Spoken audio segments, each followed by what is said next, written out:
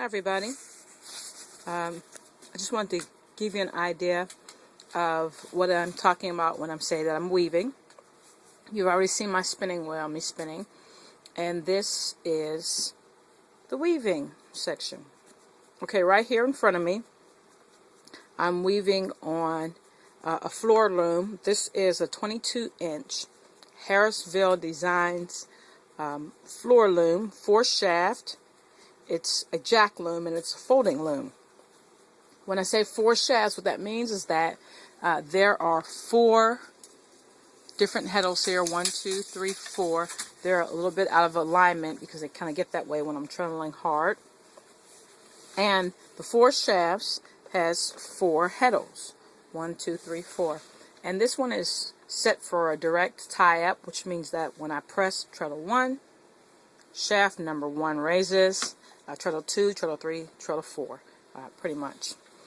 It's threaded for a twill, and it's a point twill where I threaded it 1, 2, 3, 4, 3, 2, 1, and I'm pressing the treadles in the order of 1, 2, 3, 4, and it makes the tops of these little triangles here, like little triangles. If I was to press 3, 2, 1 backwards after I did 1, 2, 3, 4, it would make a complete diamond on it.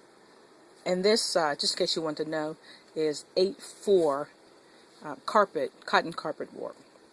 Okay, so basically this is how the loom works. I press the treadle, and when I do, it opens up a set of threads depending on which treadle I press. Each one opens up a completely different set of threads. That's the way I have this up. And I simply pass the boat shuttle through the opening. Now, if I had both hands, I would just kind of shove it across, and it would slide across the race here. Then I kind of pull it a bit at a slight angle. I bring the beater forward with the reed and beat what's called the weft into place. And I keep doing that until I've gotten to as close to the reed as I can get, and then I would click the brake band here, which would allow the pole that the warp is on that back there. You can kind of just see that little piece of cloth back there. It'll release it. I can wind this forward after pressing down these brakes. Clink, clink, clink. It'll wind it forward, and then I can give myself some new threads up here to wind on. I keep doing that until I've gotten all the way to the end, and I'm ready to cut the piece off of the loom. Okay, that's the floor loom. Now, I also have 2 rigid heddle looms, and this one right here is the Ashford 8-inch sample it loom. And it's called a rigid heddle loom because in this case, let me slide this over.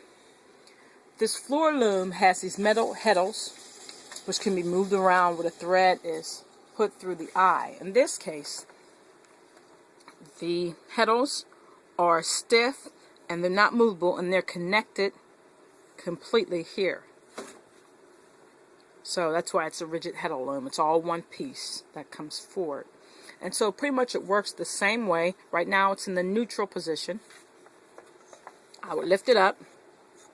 Instead of having treadles do this, I do it by hand for the rigid heddle loom. It goes into an open position where it opens a certain amount of threads. And I would pass the shuttle through. This one's a stick shuttle.